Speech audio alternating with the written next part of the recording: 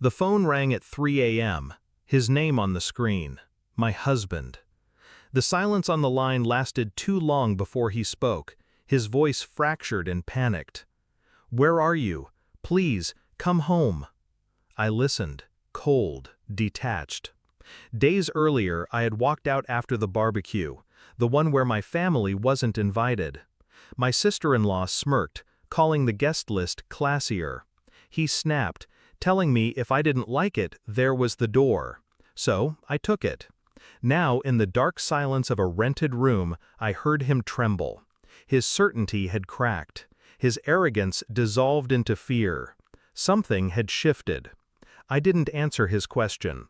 I simply breathed, slow and steady, letting the weight of his desperation spill through the receiver.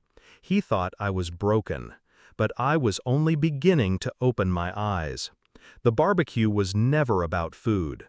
It was a performance, a stage he controlled, and I had not fit the script. For years, I told myself he was tired, distracted, overworked. The late nights, the locked phone, the hollow explanations. I filled his silence with excuses because it was easier than facing what lay beneath it. But that night, the laughter I wasn't invited to, the ease with which my absence was dismissed, something inside me calcified. I began to see the pattern. The business trips that coincided with her vacations. The way his sister defended him too quickly, too sharply, as though rehearsed. The small hesitations when I asked where he'd been. I remembered the way she had looked at him that night, my sister-in-law, her smile edged with something more than cruelty. Possession. The betrayal wasn't sudden. It had been seeping in for years, like poison diluted into water. And I had been drinking it. I did not rage. I did not accuse. Instead, I observed. Quietly, methodically. While he slept, I slid his phone from the nightstand. I memorized numbers, traced conversations disguised as business, messages deleted but not carefully enough, receipts tucked in wallets, charges in towns he wasn't supposed to be in. Her name appeared more than once, hidden under initials, camouflaged as work, but her handwriting on a receipt betrayed them both. Still, I spoke nothing. I played my role. The wife returned home, subdued, apologetic. He believed it, believed my silence meant defeat. Inside, I counted days. I collected fragments. I laid the pieces on a table only I could see. Every smile of his became evidence, every excuse a confession. He thought I was sleeping beside him, but I was already gone, stitching together the noose he had woven for himself.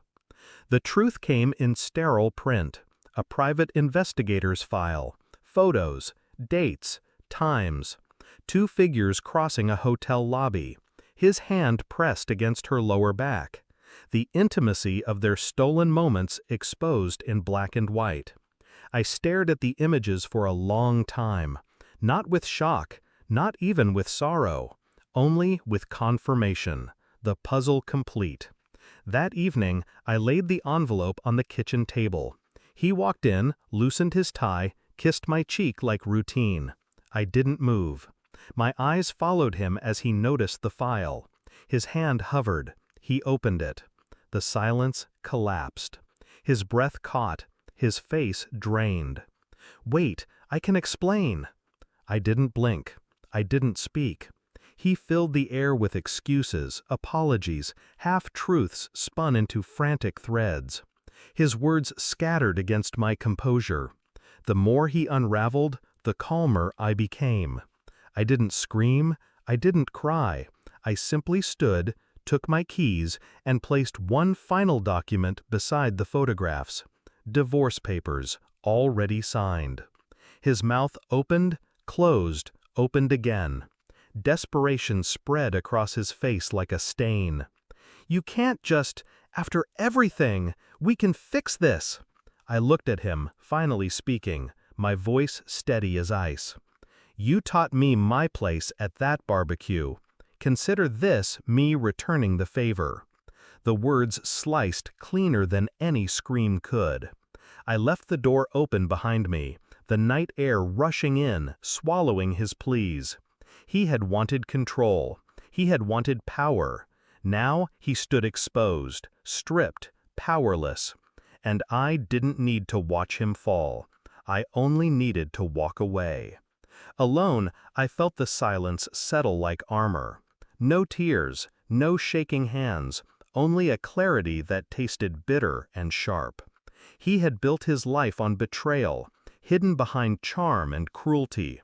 I had lived inside that shadow, small and unseen. But betrayal is a mirror, and once you finally look, you cannot unsee. I was not his wife anymore, not his possession, not his silence. I was the wound he gave himself, and he will bleed from it long after I am gone. Final line? He tried to erase me from his life, so I erased him from mine. Thanks for watching. Don't forget to like, share, and comment. Subscribe now to Cheating Stories Insight World for more amazing stories.